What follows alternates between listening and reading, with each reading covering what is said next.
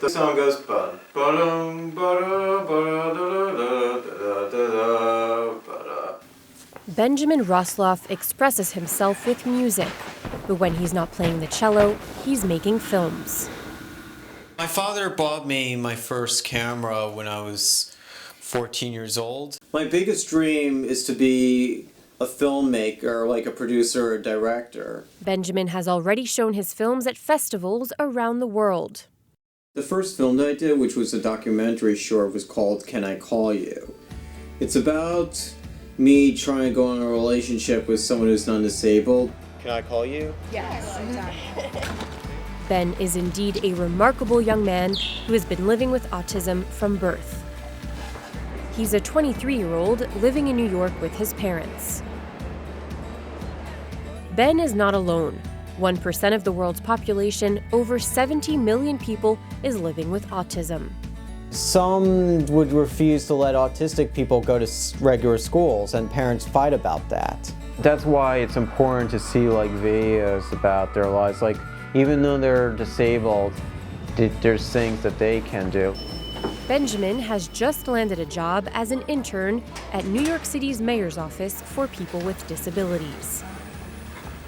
Ben and his supervisor, Jonathan Novick, produce films to highlight people with disabilities who work for the municipality.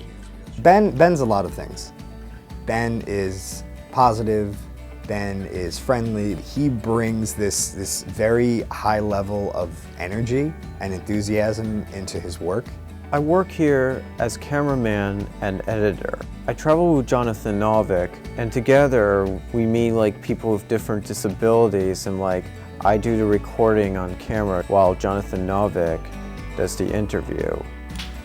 Randi Washington, who's working with Ben, helps keep him focused and on track. Watching films is one of Ben's favorite things in life, and Randi is really impressed with Ben's encyclopedic knowledge. It's amazing the stuff he remembers from the movies. And he's hardworking. When given a task, wants to complete that task. So I guess it would be he's a perfectionist.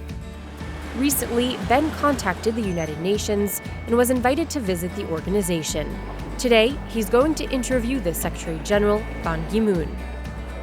Ben could have never imagined that one day he would have the opportunity to discuss with the UN Secretary General the pressing issues that affect billions of people worldwide. Last December in Paris, the world leaders came and showed their commitment to keep global temperature rise below 2 degrees, if possible 1.5 degrees. Under this agreement, we can cut emissions. Among the questions Ben asked, one was very close to his heart. Why is autism an issue for the United Nations? Some societies discriminate on or shun people with autism. This is a terrible violation of human rights. The United Nations stands with all people with autism.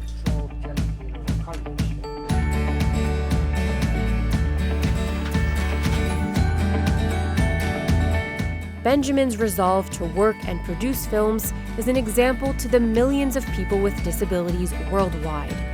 He knows that anything is possible when you dream, and if you work hard, your dreams can come true.